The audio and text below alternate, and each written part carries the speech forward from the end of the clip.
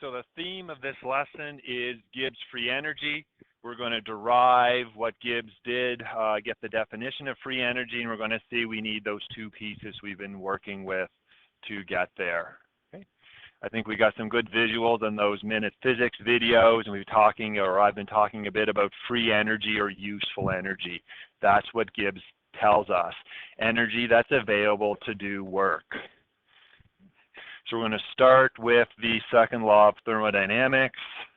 Okay. We're talking about the change in entropy of the universe. Okay. Is equal to the change in entropy of the system and the surroundings.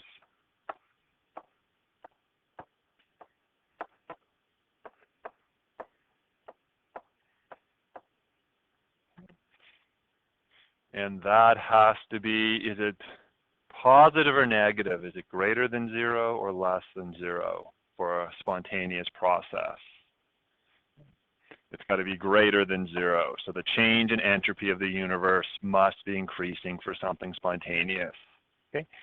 If the change in entropy was less than 0, that is impossible. It can't happen. It violates the second law. Okay? Going to do a substitution for the change in entropy of the surroundings. We're going to use the relationship we saw in the previous lesson. Change in entropy of the universe is change in entropy of the system minus the change in enthalpy of the system divided by temperature. So I did a substitution there. We now have only parameters involving the system in our formula. We don't have any surrounding parameters. And this would still be greater than 0. We're going to use a little bit of your math inequality skills very soon or now. Okay.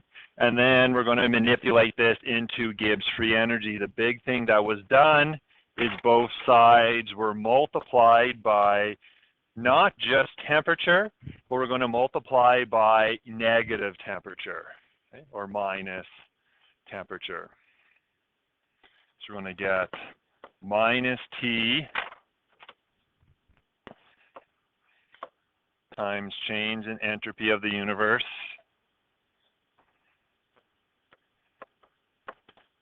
equals the next term will multiply by minus T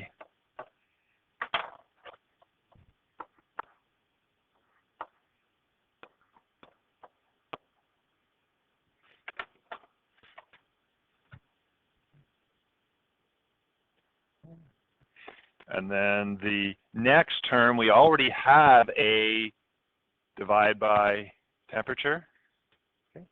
And we already have a minus. So we multiply our last term by minus T, the minuses cancel out, and our temperature cancels out, so we're left with plus the change in enthalpy of the system.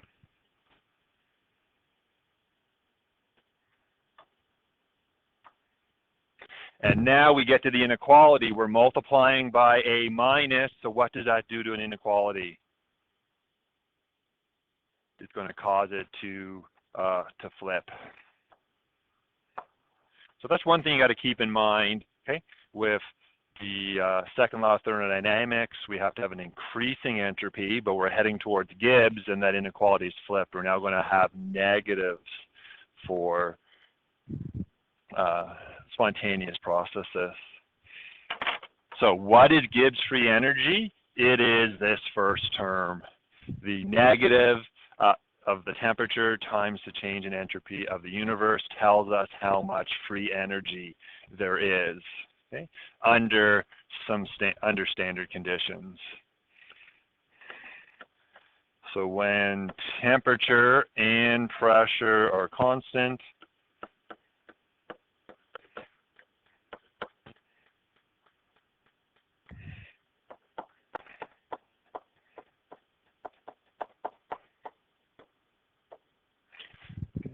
the minus T change in entropy of the universe is our standard Gibbs free energy, is free energy. So Gibbs is going to use a G. We're under standard conditions. I'm just going to rearrange this. We don't need that minus. I'm going to start with the positive term first. So change in enthalpy of the system minus temperature times change in entropy of the system. And this needs to be less than 0 for something that's spontaneous. And this is our last big relationship to work with. Okay. The last lesson, when we do wrap everything up, we're just going to look at non-standard Gibbs, and we're going to have an extra term dealing with reaction ratios. Okay, if we're not at equilibrium, okay, not at standard conditions, we'll learn how to deal with that. Okay.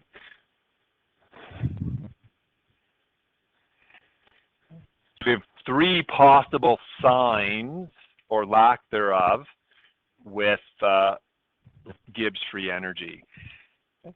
So the first one, maybe the most important, is when change in Gibbs is less than 0. That is a spontaneous process.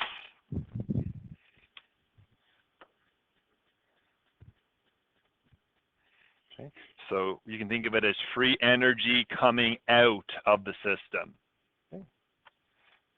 And out, we have this X. Okay. X or XO. Okay. In terms of free energy, would call this an exergonic process. So it's not exothermic like it would be with enthalpy, it's exergonic with free energy. If the change in Gibbs free energy is 0, there's no free energy. This is when we're at equilibrium. So we still have all that dynamic equilibrium terms that we learned about in that equilibrium unit, okay? But there's no free energy, there's nothing net changing, there's no change in concentrations. Last, if Gibbs free energy is positive, is greater than 0, this is a non-spontaneous process, this is endergonic.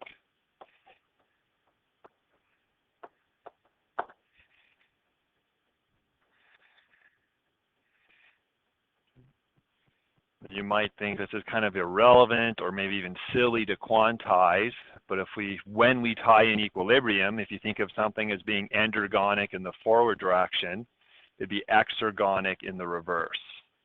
Okay? If something is using up free energy in one direction and doesn't happen in the other direction, it would be producing free energy, it would be spontaneous.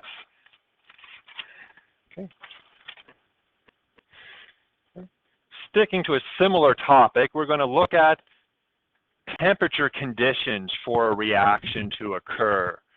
So we're going to set up sort of 4 possible situations. I got 4 possible boxes. Okay? So just pulled that relationship. Gibbs free energy is enthalpy minus T times change in entropy. I didn't put in any subscripts. We're all referring to the system.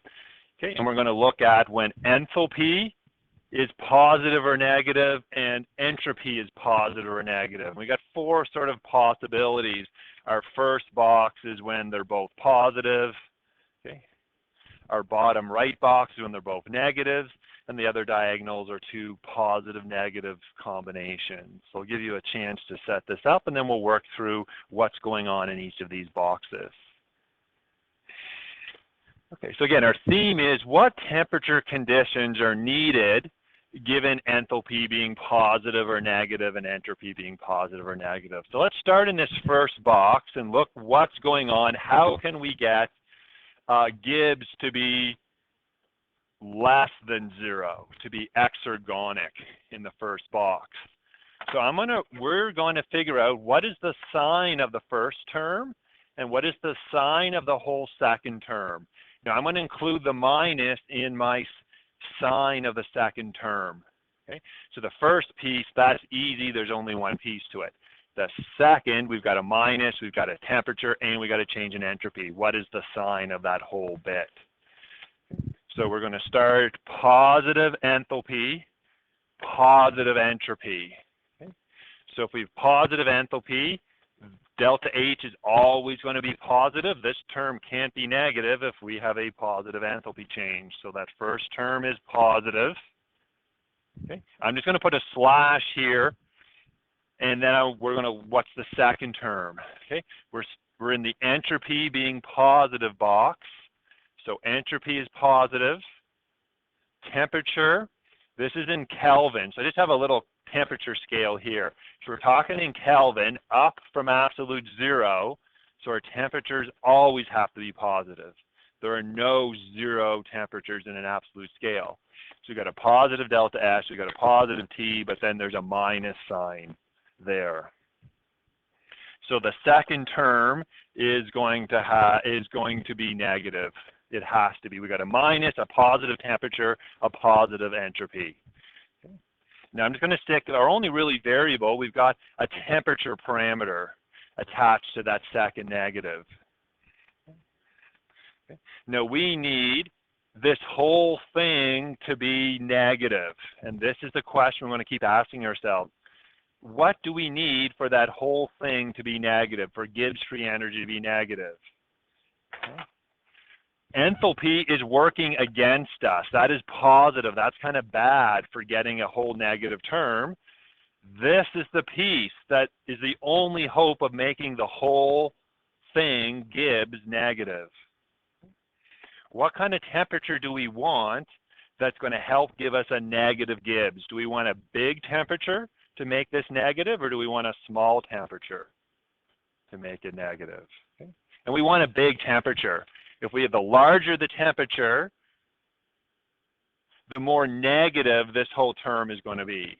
Okay, so if the temperature is 1,000, we're multiplying whatever the negative number is by 1,000. Okay, a low temperature will make this negative term smaller, and eventually the positive term will overwhelm it, and it'll be endergonic and not happen. So this situation, we need a high temperature.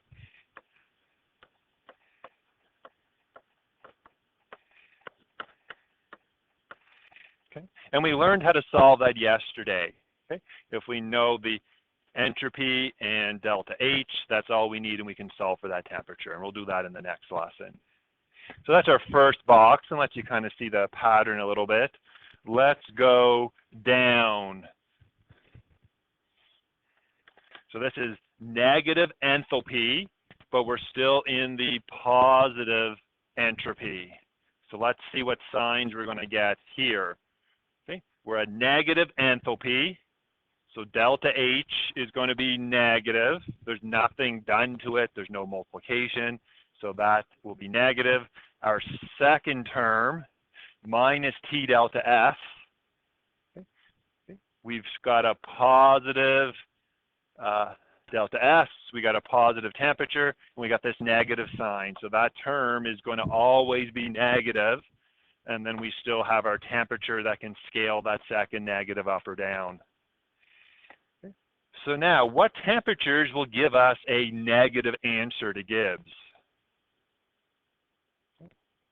If the temperature is really big, we're still going to have a minus term. If it's really small, it's still going to be minus. Okay. It is always going to be spontaneous.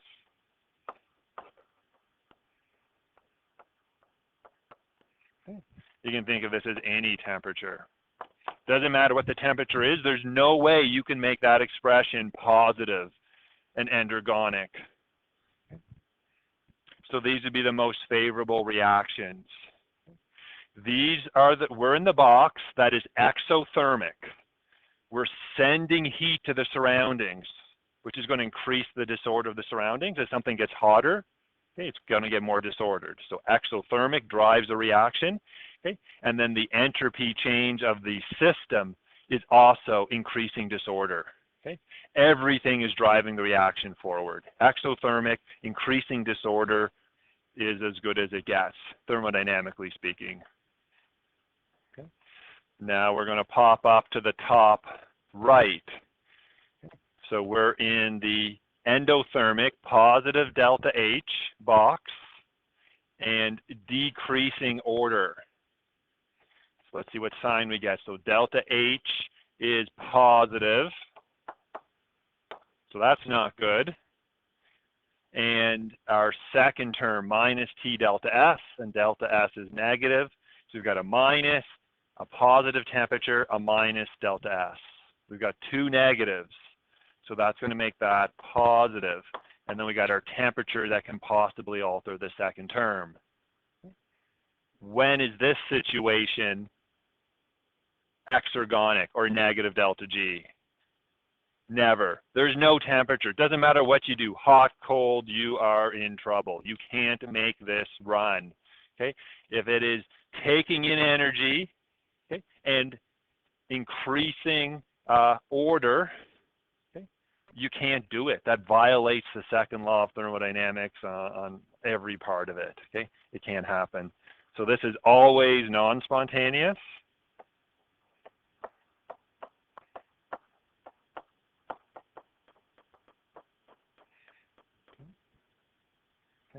And there's, I'm not going to write it, but there's no temperature possible that can make this run.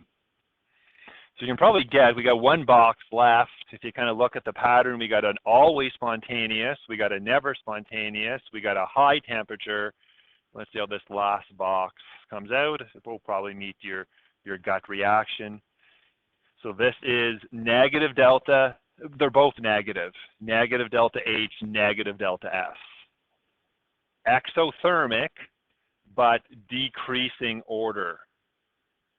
Sorry, increasing order, decreasing disorder. So delta H is negative.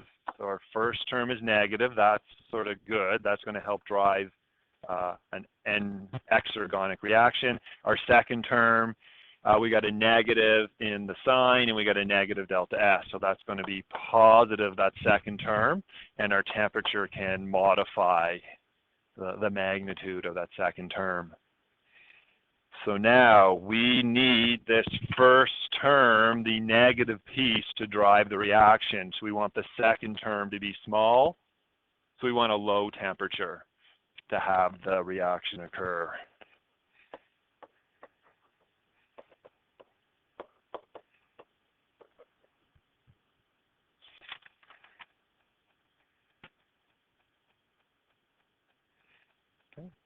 So we need to be aware of these four circumstances. We're going to come back to this and solve for the temperature. What is the exact temperature mathematically? But we have to realize when we solve for the temperature, the math doesn't tell us which box we're in. Okay? The math could solve for a temperature, but you could be in this box. Okay? Or you could be in this one. You get the temperature, but you have to add in it's, 172 Kelvin or less. Okay?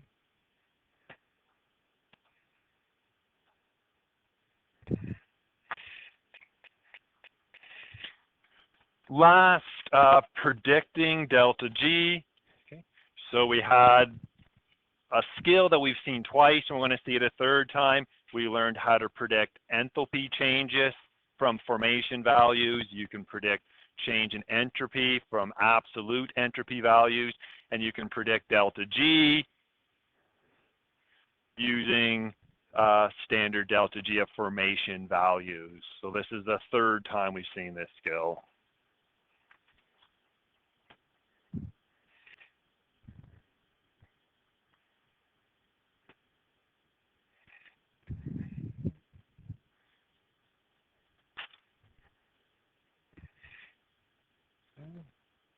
As with formation values, okay, values are relative.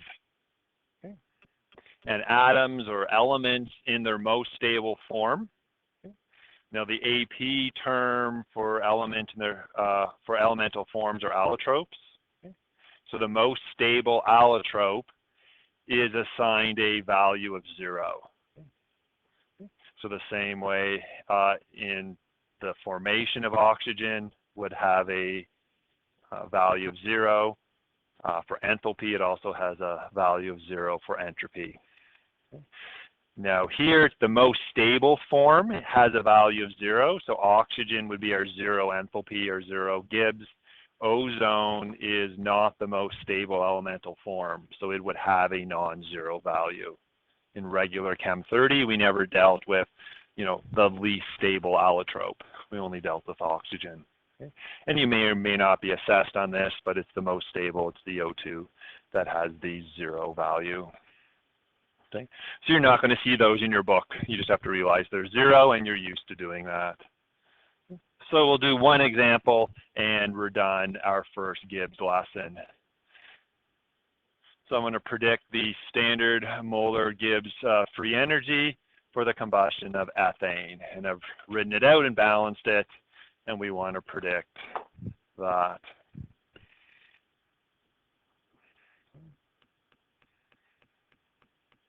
So in your Advantage book, hopefully you've been through, you've got 6, 7, 8 pages of tables. You got entropy, you got enthalpy, you got Gibbs. Okay? And they're classified a little differently than Chem 30 by whether they're organic or inorganic.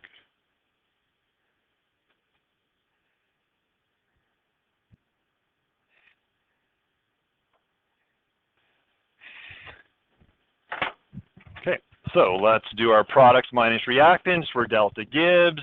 Standard conditions, we can use the same subscripts we learned in Chem 30. So this is of combustion equals, I always open a bracket, start with products. So we have 4 carbon dioxide. So just like before, except for advanced placement has some nuances with units. They just use the stoichiometric coefficient. They don't go for moles. So we have 4 times minus 394.4 kilojoules per mole using molar amounts, plus we're on to our 6 water vapors, minus 228.6 kilojoules per mole.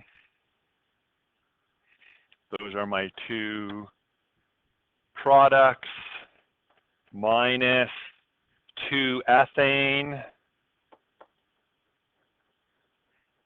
minus 32.89 kilojoules per mole, plus we're on to oxygen. That's an element or elemental form. It's the most stable allotrope, so that is 0. I'm not going to bother going 7 times 0.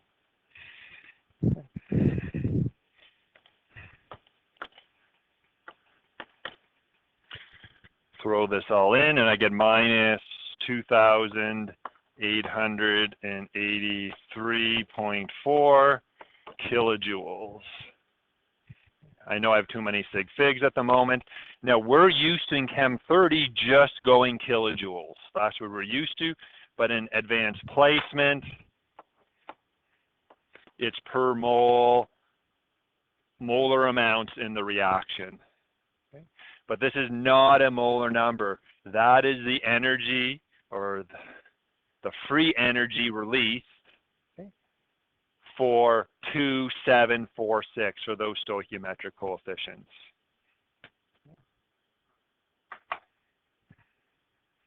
And that would be sig fig wise, the 1 decimal place is the least amount of sig figs, so that is correct sig fig wise. So we're not counting digits, we're counting places and all this addition and subtraction.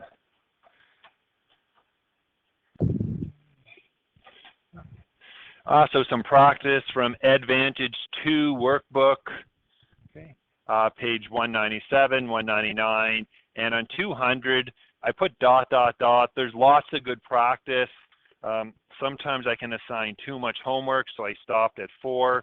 But if you want more practice, you can keep going, and you've got the QR code at the back of the book to get those answers, which are, again, quite helpful.